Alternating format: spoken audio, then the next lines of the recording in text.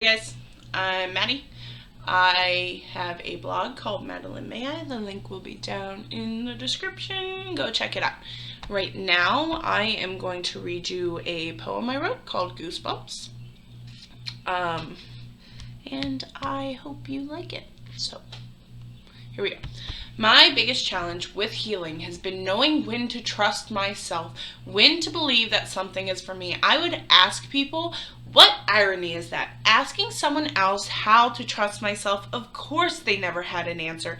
In fact, if you're sitting there asking yourself the same, my answer might not even work for you. So don't put too much weight on it as truth. It's only mine. Goose. I go to the park when I need to clear my head, the game reserve more specifically, and I watch the geese for the longest out of any of the animals. They're aggressive. Me too. In all of that time I had spent watching geese, I'd never seen one be silly, but I still find myself calling people it silly goose. I can't help but wonder if it's more about their disproportionate reactions, inability to keep their cool that makes them seem silly. I've laughed at people like that myself when I was duck, duck. When I say goose, you run. I hated it.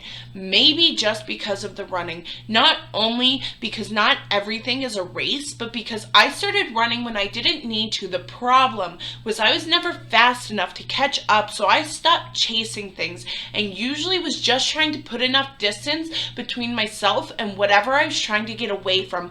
Bumps. It wouldn't be unreasonable to assume that one of the things I disliked about running was my lack of coordination, my tendency to fall.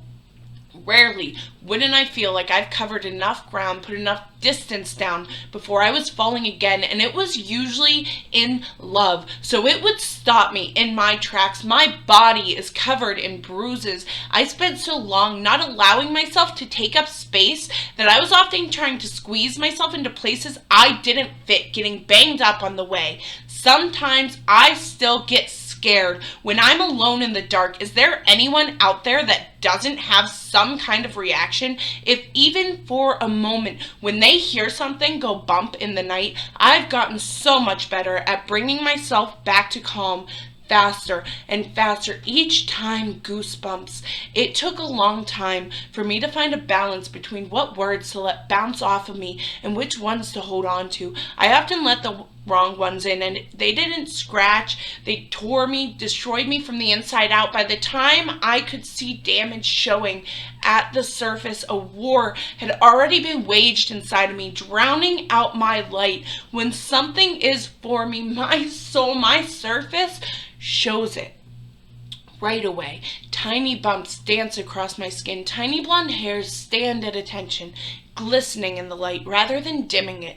It may happen at the most emotional part of a speech when the rest of the room is silent, but I'm huffing and puffing, trying to catch my breath. Sometimes it happens when I meet someone new and share my story with them. They share their story with me, and as I watch our stories bleed, their colors turn into the same picture. I can see your goosebumps from here.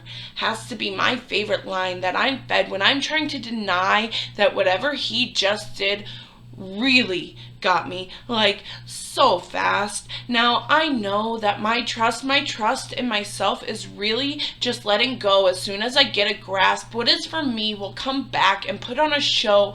Down my arms, up my legs. What I shouldn't hold on to, what would tear me apart from the inside out, will never get a chance if I release everything. Without doubt, I promise, no matter how dark things seem to get, stay patient. Goosebumps, the goosebumps will always come back.